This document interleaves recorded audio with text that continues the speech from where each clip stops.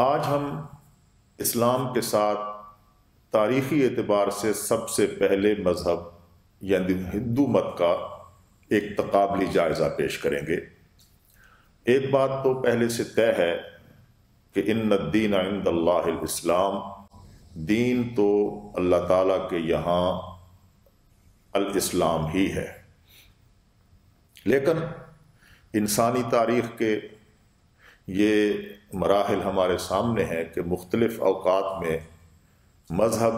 جنم لیتے رہے، ان میں سے کچھ مذہب ختم ہو گئے،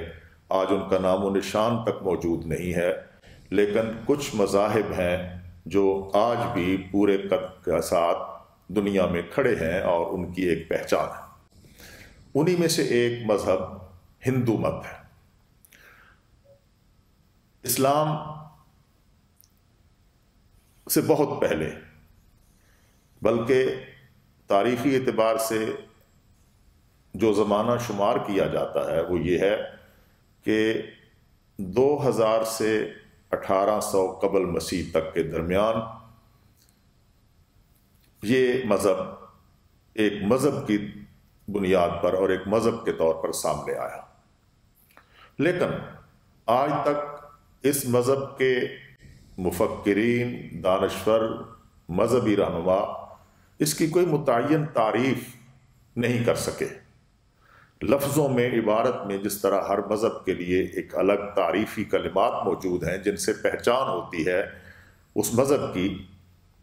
ہندو مت کے لیے اس طرح کی کوئی عبارت متعین نہیں کی جا سکی، بلکہ ہندو مت کے مفکرین یہ کہنے پر مجبور ہیں کہ اس مذہب کی تعریف نہیں کی جا سکتی اور نہ ہی کوئی حدود و قیود متعین کی جا سکتی ہیں کہ جن کے باہر کا آدمی ہندو نہیں ہے اور جب وہ ان حدود و قیود میں داخل ہو جائے تو وہ ہندو کہلائے گا۔ لیکن اس کے باوجود یہ ایک حقیقت ہے کہ ایک بہت بڑے خطے کو اور بہت بڑی انسانی آبادی کو اس مذہب نے متاثر کیا۔ لوگوں نے اپنے آپ کو ہندو کہا اور آج بھی ایک بہت بڑی تعداد انسانی برادری کی، انسانی آبادی کی ایسی ہے جو اپنے آپ کو ہندو مذہب کے ساتھ وابستہ کیے ہوئے ہے اور اس پر وہ مطمئن ہے۔ ہر مذہب کے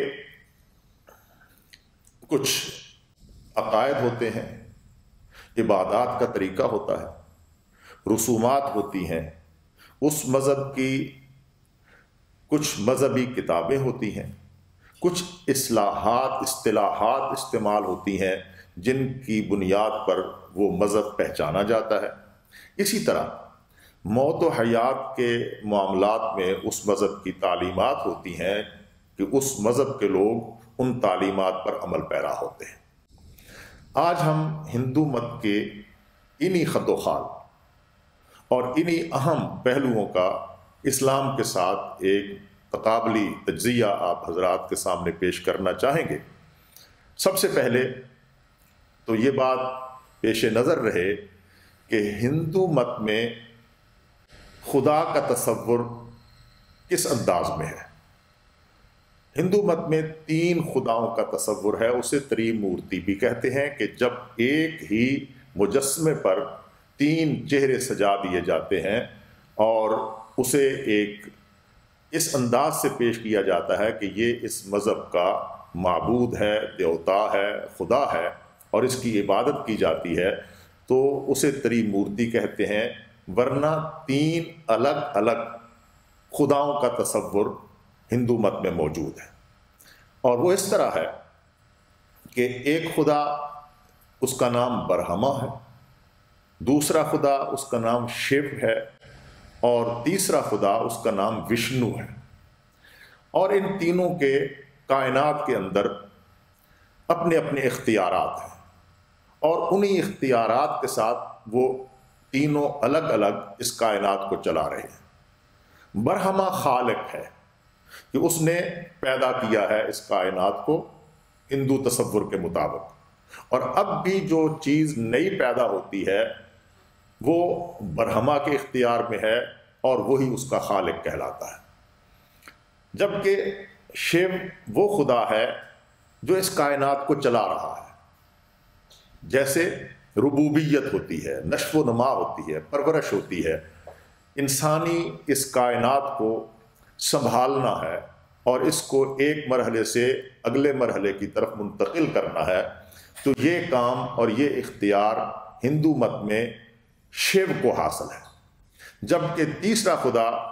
جس کا نام وشنو ہے، یہ وہ ہے کہ جو ہلاکت کا دیوتا ہے، یعنی جو چیز موجود ہے جب اسے ہلاک کرنا مقصود ہو تو نہ برہما ہلاک کرتا ہے